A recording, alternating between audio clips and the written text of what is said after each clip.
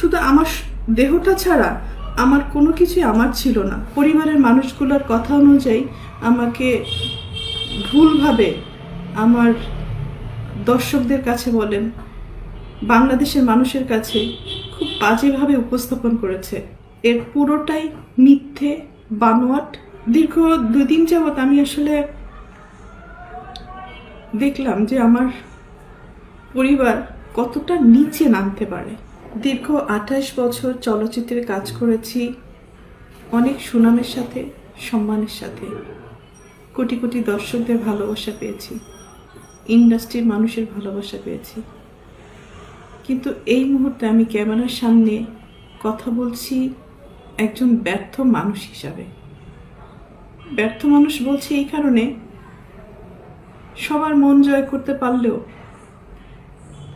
দীর্ঘ 28 বছর আমি যাদের জন্য কাজ করেছি, যাদেরকে এই হাতে লালন পালন করেছি, তাদের কাছে আমি অযোগ্য একজন মানুষ। তাদের মন মতো চলতে পারিনি, তাদের মনের মতো করে নিয়ন্ত্রিত হতে পারিনি। হয়েছি, একসময় হয়েছি, কিন্তু এখন হতে পারি না। তার করে বলেছি আমি একজন ব্যর্থ মানুষ। একটা মানুষ তো সবসময় সবার কাছে ভালো হতে পারে না, সব সময়ের জন্য ভালো হতে পারে না। আমি যখন ইনকাম করেছি, 2 হাতে দিতে পেরেছি, লুটাতে পেরেছি, তখন আমি আমার পরিবারের কাছে অনেক প্রিয় একজন মানুষ ছিলাম। এখন দিতে পারি না, হয়তো তাদের প্রয়োজন অনুযায়ী, যার কারণে আমি এখন তাদের কাছে গলার কাটা, শত্রু এবং অপছন্দের একজন মানুষ। দীর্ঘ 2 দিন যাবৎ আমি আসলে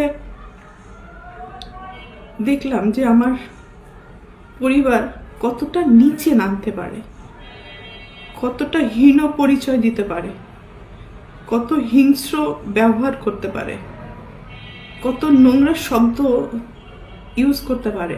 পরিবারের মানুষগুলোর কথা অনুযায়ী আমাকে ভুলভাবে আমার দর্শকদের কাছে বলেন, বাংলাদেশের মানুষের কাছে খুব বাজেভাবে উপস্থাপন করেছে। তো এর থেকে দুঃখজনক আর কিছুই হতে পারে না। যাদের জন্য কাজ করেছি আজকে তারা কেউই আমার না। এই জন্য হয়তো আল্লাহ বলে, যার যার জীবন হিজ হিজ হুজ হুজ, কিয়ামতের মাঠে কেউ কাউকে চিনবে না।